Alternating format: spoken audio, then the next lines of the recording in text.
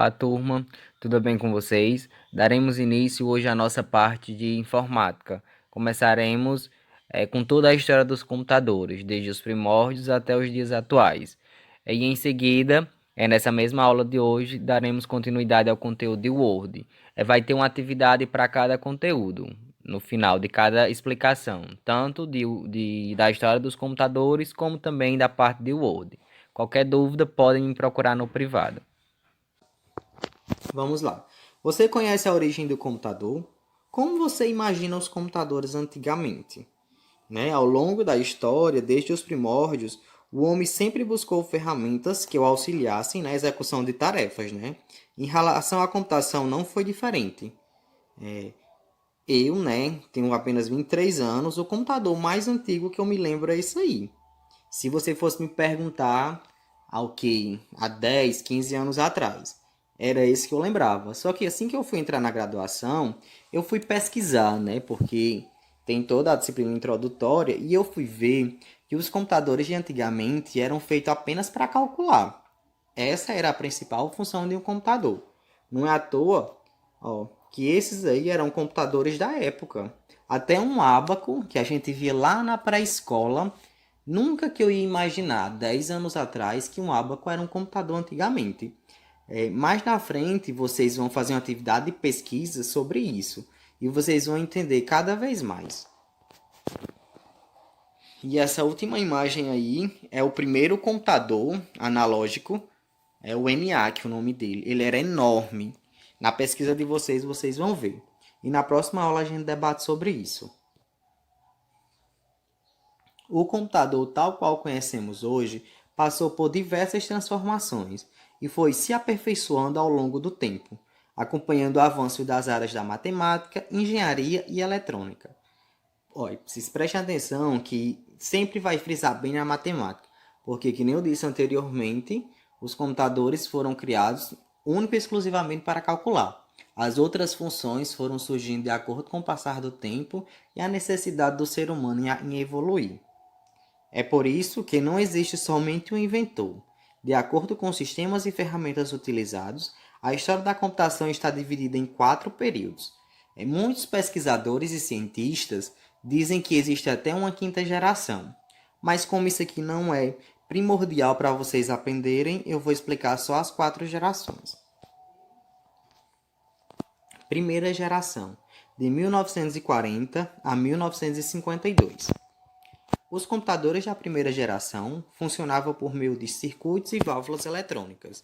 Possuíam uso restrito, além de serem imensos e consumirem muita energia. Um exemplo é o ENIAC, que consumia cerca de 200 kW e possuía 19.000 válvulas. Válvulas, essa imagem aí, e esse aí era uma reprodução do primeiro computador da época, que era chamado esse ENIAC, Lembrando que essa é uma reprodução. Mais na frente vai ter um vídeo que eu vou passar e mostra partes, fotos, dele completo. Porque segundo as pesquisas, dos cientistas, ele era tão grande que ele não cabia em apenas uma sala. Era preciso quase um prédio inteiro. A segunda geração aconteceu de 1952 a 1964. Ainda com dimensões muito grandes, os computadores da segunda geração funcionavam por meio de transistores, os quais substituíram as válvulas que eram maiores e mais lentas. Nesse período, já começam a se espalhar o uso comercial. Preste atenção que a partir de 1964, nesse ápice aí de 52 para 64, foi quando o comércio, naquela época, começou a comprar computador. Mas não era comérciozinho pequeno, não. Era só grandes empresas que tinham muita aquisição financeira, porque não era barato. Esse daí é uma pequena reprodução dos computadores da segunda geração. Vocês veem, que não tem nada a ver com o que é hoje, coisa muito grande e aleatória,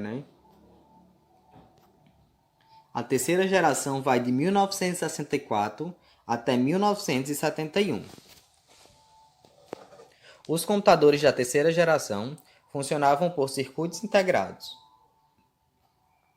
Esses substituíram os transistores e já apresentavam uma dimensão menor e maior capacidade de processamento.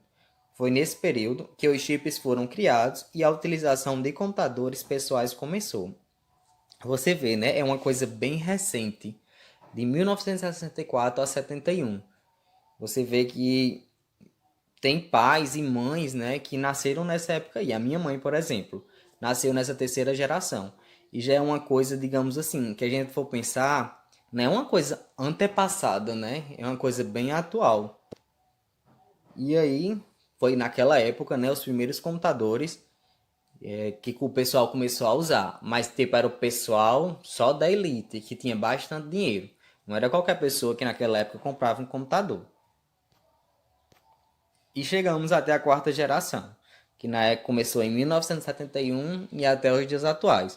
Que nem eu disse anteriormente, já tem alguns pesquisadores dizendo que tem uma quinta geração, mas nada é comprovado ainda, certo?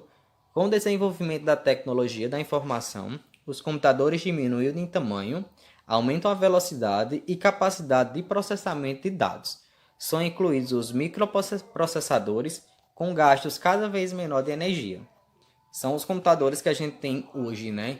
Completamente diferentes dos de antigamente, com microprocessadores, com processadores muito bons, com alta velocidade e alta capacidade e memória muito boa.